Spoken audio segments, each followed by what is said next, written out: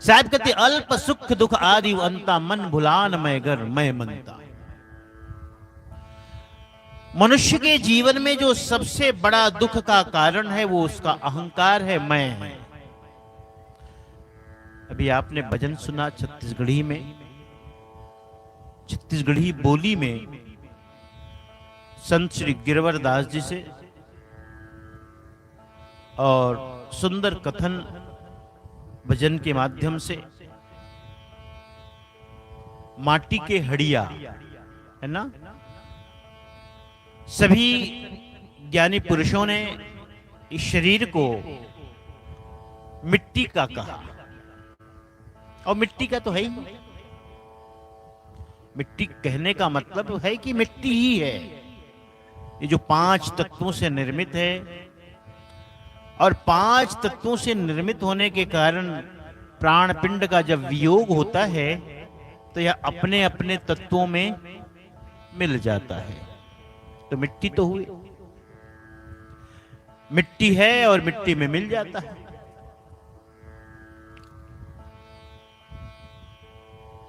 अहंकार मनुष्य का सबसे बड़ा दुख का कारण, दुखी है सिर्फ अहंकार के कारण, और कोई दुख का कारण नहीं है। मैं अपना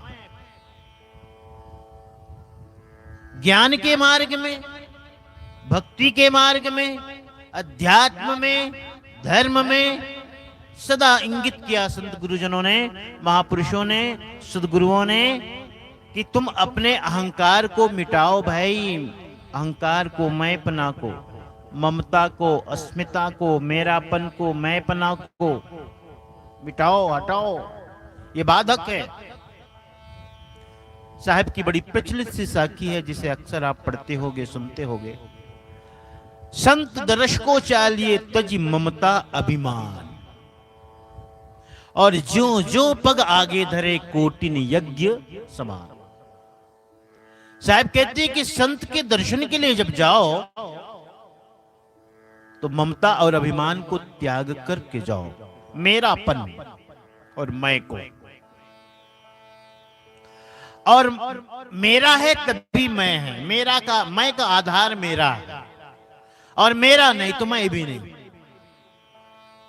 जब आपकी जेब भरी भरी होती तब मैं होता है, और खाली खाली हो तो मैं नहीं होता है कि नहीं। आपके पास कुछ होता है यानी मेरा है। मेरा कहने के लिए कुछ होना चाहिए, और जब मेरा कहने के लिए कुछ होता है तो वही आधार बनता है मैं का। मनुष्य दुखी है अहंकार और अभिमान से। यदि आप विचार करो, आप बड़ा मकान चाहते हो, बड़ा भवन, बड़ा मकान, 2 मंजिला, 3 मंजिला, आपके पास दुकानें हो, आपके पास साधन हो, गाड़ी मोटर हो, सुविधाएं हो, जमीन जायदाद हो, तो यह जमीन जायदाद, मकान, दुकान, इसकी चाहना किसके लिए है? सूक्ष्म रूप से विचार करो, चिंतन करो तो पाओगे इसी अहंकार को बढ़ाने के लिए, अहंकार को पोषित करने के लिए, अहंकार को भरने के लिए ही है सारे उपाय, और कोई नहीं। क्योंकि बड़ा मकान आपका होगा तभी तो आप कह सकते हो मैं, नहीं तो कैसे कह पाओ।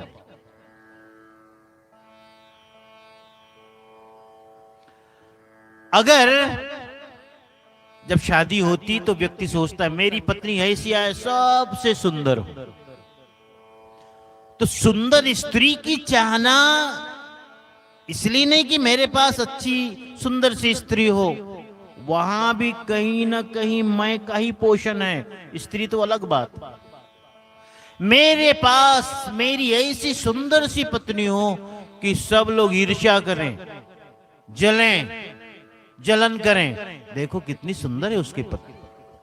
अब उससे क्या होगा?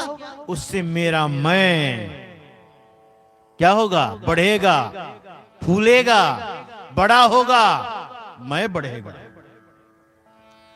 आपका बेटा बहुत पढ़ा लिखा हो, आप चाहते हो, तो बेटे को पढ़ाना लिखाना, वहां भी कहीं ना कहीं संबंध है मैं को बढ़ाना,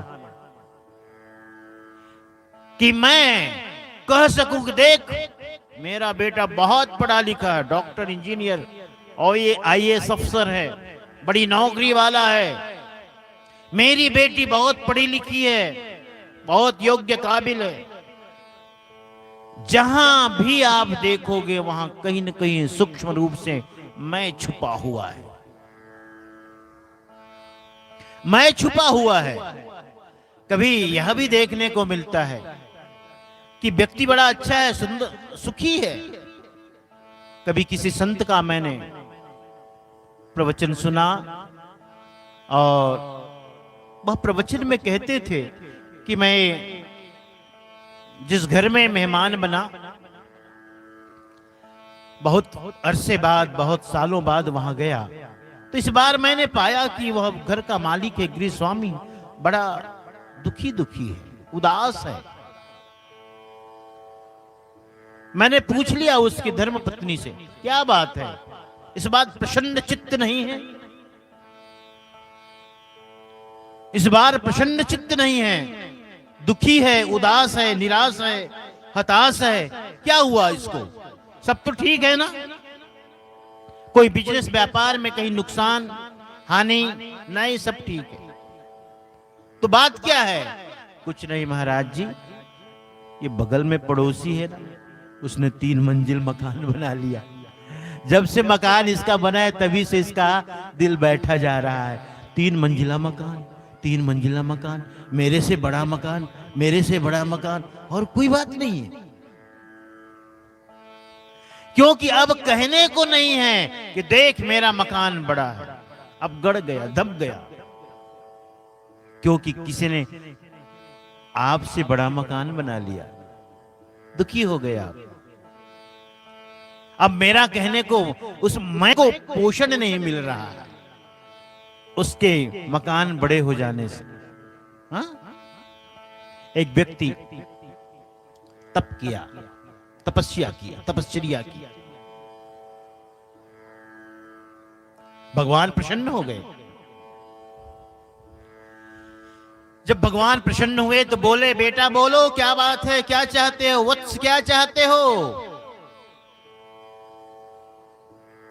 उसने कहा, जो मैं मांगू सब मुझे मिले, जो मैं चाहूं वह सब मुझे मिल जाए।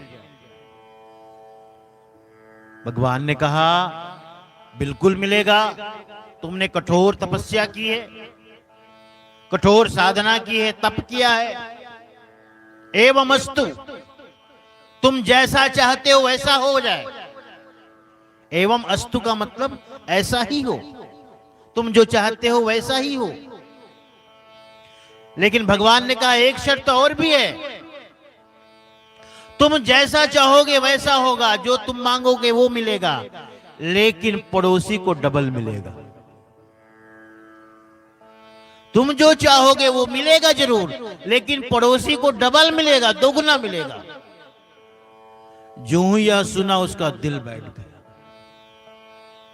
दिल बैठ गया। उसने कहा, क्या बात है, उदास लगते हो, खुश नहीं हुए? अरे तुम्हें मैंने वरदान दे दिया, वरदान दे दिया कि जो तुम मांगोगे सब मिलेगा, लेकिन पड़ोसी को डबल मिलेगा। कहा, यही तो दिक्कत है, यही तो मुश्किल में डाल दिया आपने। अब तो मैं यह अनुभव कर रहा हूं कि आपने वरदान नहीं दिया, अभिशाप दे दिया। अरे मुझे तो मिले, पड़ोसी को डबल क्यों मिले? कि नहीं, इसके साथ तो यही शर्त है, अभी ऑफर में यही आया है। अभी का ऑफर यही है कि जो तुम्हें मिलेगा उसका ठीक डबल दूसरे को मिलेगा, पड़ोसी को, आपके आसपास जो पड़ोसी होंगे। आपको अगर एक घर चाहिए होगा तो पड़ोसियों के 2-2 घर हो जाएंगे। अब कैसे करें? समझौता किया, खुद को समझाया, कोई बात नहीं भाई। कुछ दिनों बाद उसने सोचा कि अरे वरदान तो दिया है, अभी तक उपयोग नहीं किया। देखो तो जरा, अरे वरदान उपयोगी है भी, काम का है कि बस चली हुई कारतूस है? चली हुई कारतूस तो नहीं है, जरा देखूं इसको। उसने कहा, भगवान